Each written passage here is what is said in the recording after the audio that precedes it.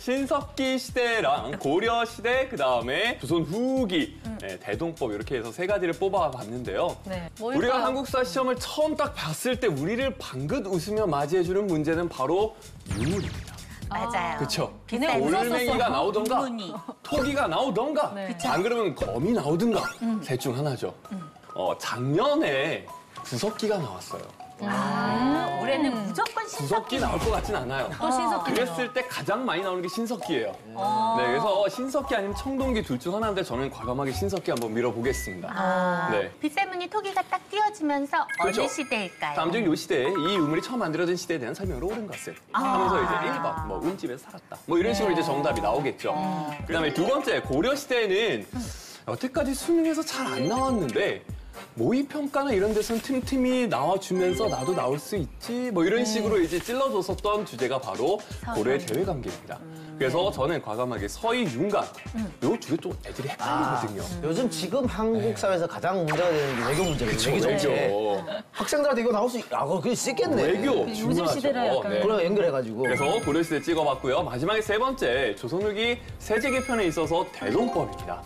작년 수능에 균형법이 나왔어요. 네. 네. 근데 그 부분이 진짜 중요하거든요. 중요하죠. 그래서 세트로 나오는 개편 중에서 아까 강민성 강사님이 설명했듯이 대동법 나올만 합니다. 나올 때 됐구나. 네, 나올 때 됐습니다. 네.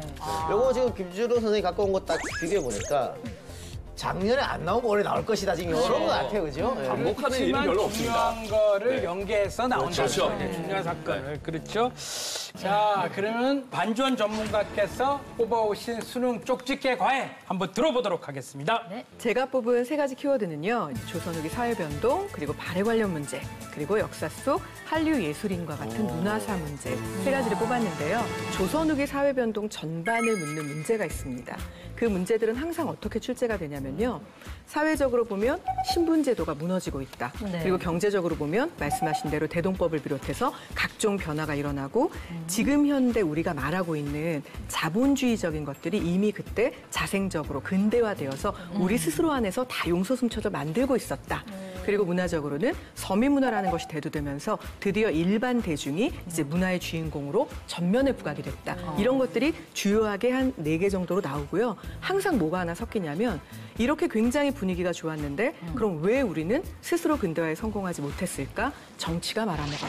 이렇게 해서 그게 하나 들어가서 아주 포괄적으로 조선 후기를요. 5가지 오지선다로 함께 섞어서 묻는 유형의 문제. 요거는 꼭 나오지 않을까. 그리고 실제로도 그러네요. 매년 나오기 때문에 요거는 우리 중에 누군가의 유형이지만 반드시 나올 거라는. 지금도 정치가 문제라 그러잖아요. 거기부터 지금까지 정치가 문제라 그러니까. 우리 당대표님도 동의하시잖아요. 그렇죠? 그리고 이제 두 번째 발에는 실은 최근 들어서 출제 빈도가 높아지고 있기도 하지만 저건 개인적으로 제 소망도 좀 담겨 있는 거예요.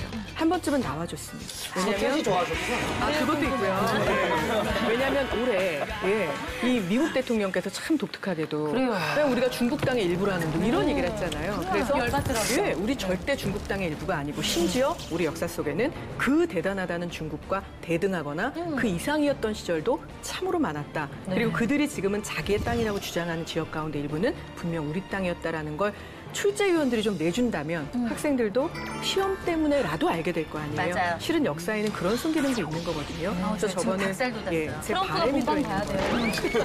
트럼프 풀카당에 본방 가야 사수하고 돼요. 네. 정신 차리는 걸로. 그리고 이제 세 번째는 역사 속 한류 예술인이라고 제가 쓰긴 했지만 실은 문화사 문제는 계속 출제 빈도가 늘고 있는 중입니다.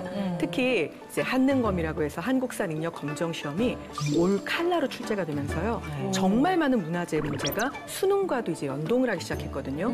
세상의 모든 형태의 시험은요. 국가가 치르고 주도하는 것들은 다 영향을 주고받아요. 그러다 보니까 저렇게 문화사 문제는 늘고 있고 그럼 기왕이면 맨날 절탑 이런 것만 묻지 말고 우리 역사 속에도 김명국이라든지 달마도로 유명한 사람이에요. 또는 여러분 잘 아시는 홍길동전을 쓴 허균의 누이가 허난설원이거든요. 실은 우리나라에서보다 중국에서 훨씬 더 유명해서요. 심지어 중국 황제가 허난설원의 문집을 좀 구해오라고 조선에 사신 가는 사람한테 부탁을 한다거나 아니면 당시 중국 당나라 수도였던 낙양에 엄청난 말이 한마디 돕니다. 낙양성의 종이값은 죽은 허난설원이 다 올렸다 이렇게. 허난설원의 문집이 너무 베스트셀러가 돼서요. 낙양성 내에 종이값이 실제로 올라요. 그러니까 이런 문제들은 날 것도 같고 또는 꼭 났으면 하는 바람도 있어서 뽑아봤습니다. 즐거움엔 끝이 없다. TVN